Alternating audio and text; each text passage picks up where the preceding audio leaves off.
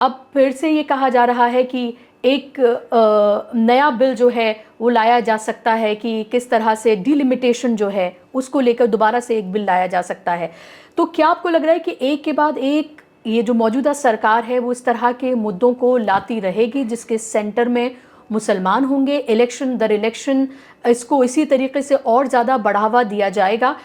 तो फिर ये सवाल है इरफान साहब कि हम प्रॉब्लम्स की बात तो कर रहे हैं कि ये हो रहा है और शायद हम सबको ये पता है कि इन 12 सालों में कि और ये हालात कितने बद से बदतरीन होते जा रहे हैं, लेकिन अब इसका सल्यूशन क्या है?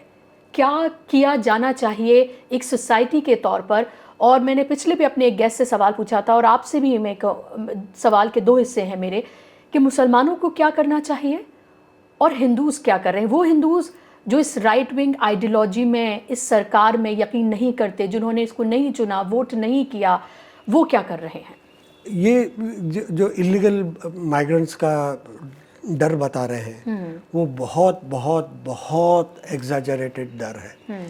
पश्चिम आसाम की बात अगर मैं करूँ तो ये कह रहे थे कि 85 lakhs to 1 crore illegal Bangladeshis Assam में है और वो मुसलमानों का पॉपुलेशन था।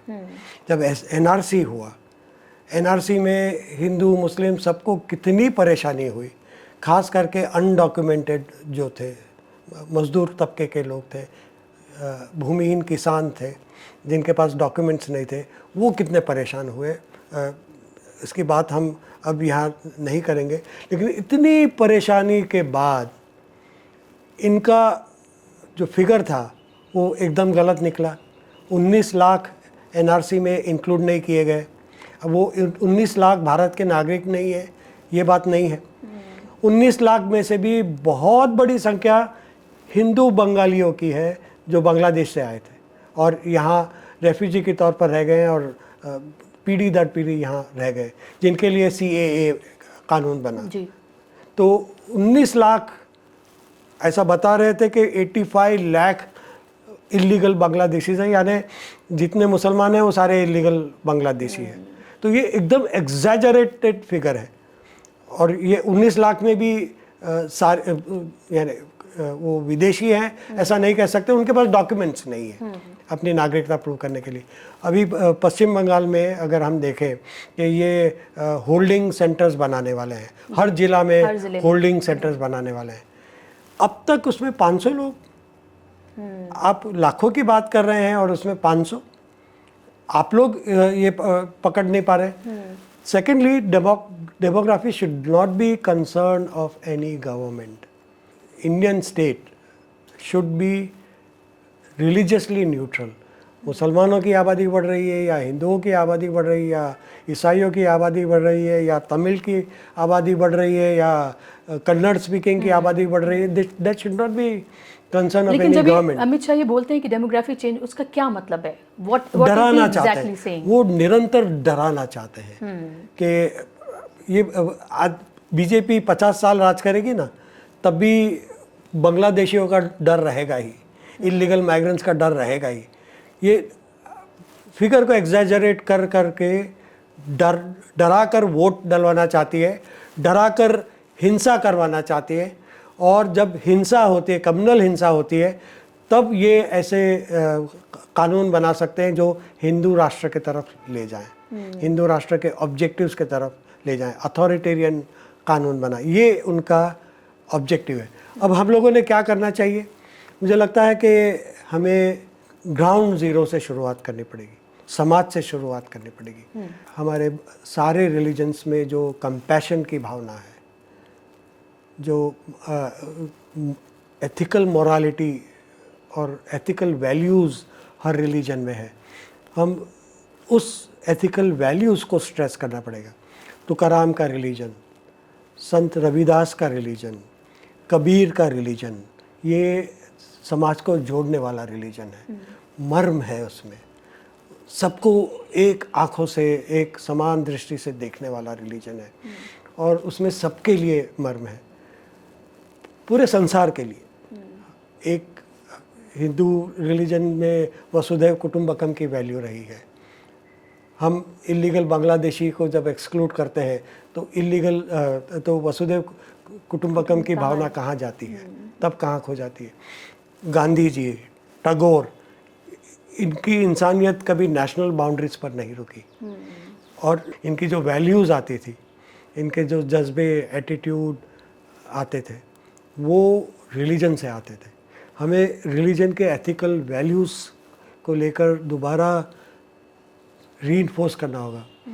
इस्लाम में जो एथिकल वैल्यूज़ है, हिंदुइज़म में जो एथिकल वैल्यूज़ है, क्रिश्चियनिटी में जो एथिकल वैल्यूज़ है, वो एक दूसरे के खिलाफ नहीं है, एक दूसरे को कॉम्प्लीमेंट्री है। लव दाई नेबर जो बाइबल में है जी। आपका पड़ोसी भूखा सो रहा है तो आपको जन्नत नहीं मिलेगी, और आपने उसके लिए, भूखे पड़ोसी के लिए कुछ नहीं किया तो आपको जन्नत नहीं मिलेगी। ये कॉम्प्लीमेंट्री है। करुणा की भावना जो बुद्धिज़्म में है वो कॉम्प्लीमेंट्री है। और हमें, हमारा संतों का जो लिटरेचर है, एक बहुत अच्छी और बड़ी ट्रेडिशन रही है एथिकल वैल्यूज़ की रिलीजन में, जिसको हम भुलाते जा रहे हैं, उसको वापस हमें निकालना होगा। हमारा जो कंपोजिट कल्चर है, गंगा जमनी तहजीब है, उस पर ज़्यादा स्ट्रेस देना होगा, उस पर काम करना होगा, उसको ज़्यादा बढ़ावा देना होगा, उसको हमारे गानों में लाना होगा, हमारे परफॉर्मिंग आर्ट्स में लाना होगा, कल्चर में लाना होगा। और जब भी ये कल्चरल परफॉर्मेंसेस होते हैं, लोगों का दिल जीतती है। जी, लेकिन कैसे होगा ये इरफान साहब, कौन करेगा? 12 साल तो हो गए, हम देख रहे हैं। मैं ये नहीं कह रही कि कोशिशें नहीं हैं, आपका भी सेंटर है, इस तरह की कोशिशें कर रहा है, इस तरह की और ऑर्गेनाइजेशन है जो कोशिशें कर रही हैं, इसके बारे में बात कर रही हैं, आवाज़ उठा रही हैं। लेकिन क्या उससे कुछ बदल पाया है? ये भी एक सवाल है। और क्या कोशिशें काफ़ी हैं? ये भी एक सवाल है। और क्या वो कोशिशें उतनी इन डेप्थ और वहाँ तक, उन जड़ों तक क्या पहुँच पा रही हैं जितनी जड़ों तक या जितना इन डेप्थ हिंदुत्व पहुँच रहा है? हम लोग जब इंटर रिलीजियस सॉलिडारिटी की बात करते हैं, इस्लाम धर्म के एथिकल वैल्यूज़ की बात करते हैं, हिंदू धर्म के एथिकल वैल्यूज़ की बात करते हैं, तो बहुत अपीलिंग दिखता है। जो भी लोग आए होते हैं उनको बहुत अपीलिंग दिखता है। जो अगर हिंदू राष्ट्र के भी कुछ सिपाही आ गए वहाँ, उनको भी वो अपीलिंग लगता है। उनको भी लगता है कि ये तो अच्छी बात है, लोगों को जोड़ने वाली बात है, इंसानियत की बात है, इसमें हेट्रेड की बात नहीं है।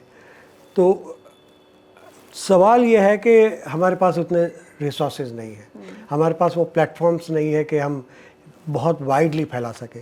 एजुकेशनल इंस्टीट्यूशंस ऐसा एक प्लेटफॉर्म हो सकता है, पर एजुकेशनल इंस्टीट्यूशंस को हेट फैलाने का प्लेटफॉर्म बनाया जा रहा है। प्यार फैलाने वाला या लोगों को जोड़ने वाला प्लेटफॉर्म नहीं बनाया जा रहा है।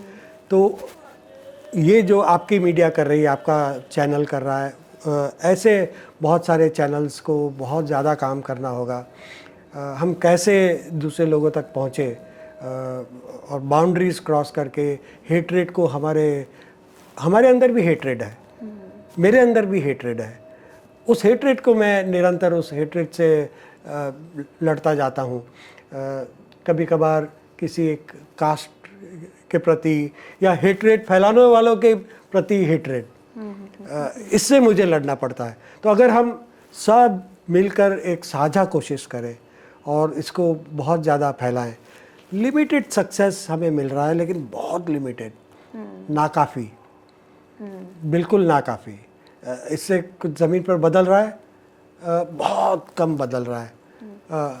हमें चाहिए ज़्यादा रिसोर्सेज, हमें चाहिए ज़्यादा लोग इस काम में जुटे।